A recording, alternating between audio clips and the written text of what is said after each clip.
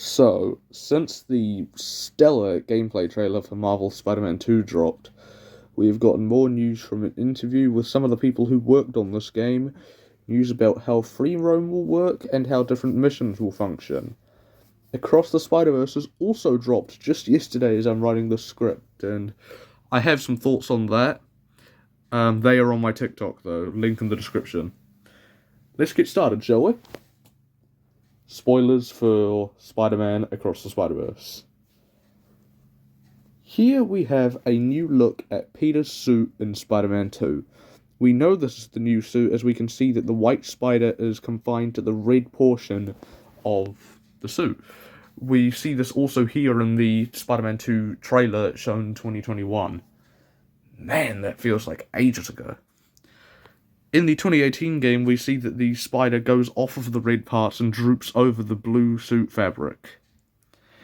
And, quick side notes about this image.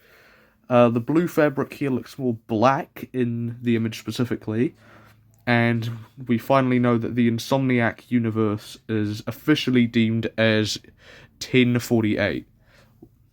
Whether that means something, or Insomniac just chose a cool number, who knows, but now we officially know what universe these games take place in.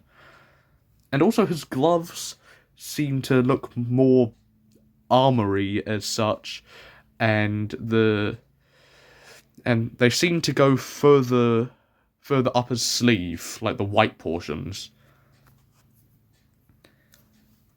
In this image here, we see a move used in the gameplay trailer, but just in a different setting. It looks like it's still in Queens, but just in a different setting. Nothing too much to say here, just thought I'd point it out. Same deal with this image here. We see the first symbiote move that Spidey uses in the trailer just either flipped or used in another fight. This quote here seems to be somewhat referencing the lizard, because, well, lizards are reptiles. They say here, the symbiote suit gives off a very different reptilian-like vibe. Peter seemed to relish the suit's slithering, withering potential and slammed his adversaries into the ground with shimmering rage. So yeah, referencing the lizard. Lizards are reptiles. What have we got here? In Tahir, I'm sorry I butchered that name so badly. I'm just gonna call this guy Spider-Man Man. Spider-Man Man reiterates that there will be plenty of moments to make us laugh, smile, and... what does that say? Tug on our heartstrings. Fuck! This is very interesting regarding the character swapping feature that we see showcased very briefly in the 10-minute gameplay trailer. But, let's have a read of this.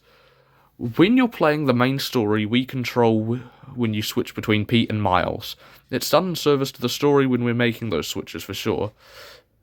Spider-Man 2's creative director, Brian... okay, this is just Spider-Man Man again, told Eurogamer in an exclusive interview. So as you saw on that gameplay reveal, which is a segment of the main story, we are predetermining those based on what we want to do for how the story plays out. When you are in Spider-Man 2's New York open world, however, it's different. We have content designed around Peter, we have content designed around Miles, and we have content we can play as either. You'll be able to, in the open world, freely switch between them with a simple button press. This is thanks to the power of the PlayStation 5. Being able to switch in the open world so quickly between two characters is really, really awesome. Just being able to pick and choose who I want to play for a certain activity, it's been so awesome to have this feature. And additionally, this character switching will all tie in with Spider-Man 2's 3 skill trees. One for Peter, one for Miles, and one that is shared between them. Oh yeah, check this. Thanks to Genki and Across the Spider-Verse for giving us our first look at Daytime and the Iron Arms in actual gameplay. Legend. There seems to be some new abilities in the L1 menu. Also notice that there's no R1 menu in this screenshot. Just something to think about. Unless we haven't unlocked gadgets at this point, which would make sense. So why am I worried about this game? I've only raved about it in this video. Well, coincidentally, Spider-Man 1 and Into the Spider-Verse released in 2018. And now we're getting Spider-Man 2 and Across the Spider-Verse in 2023.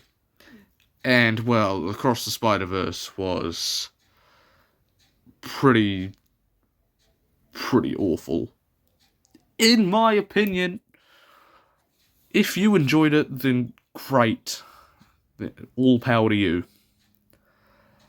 I don't use awful, and I don't like to use the word awful for too many pieces of media. I mean, I did use it for Spider-Man 1 2018. But I was a stupid gamer who could have been classified as a Fortnite kid. But now I love the game, as you can see from this really extensive Twitter post.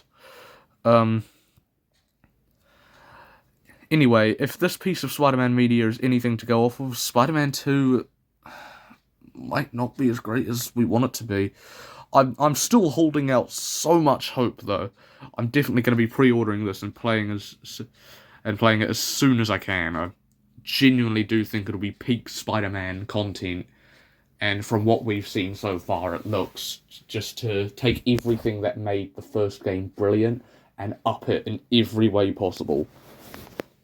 Anyway, thank you all for watching. Tell me down in the comments below what you thought of Spider-Man Across the Spider-Verse, and also what you think this game's going to be like. Are you looking forward to it? Are you not? Is there stuff you don't like about it? Yeah, let me know.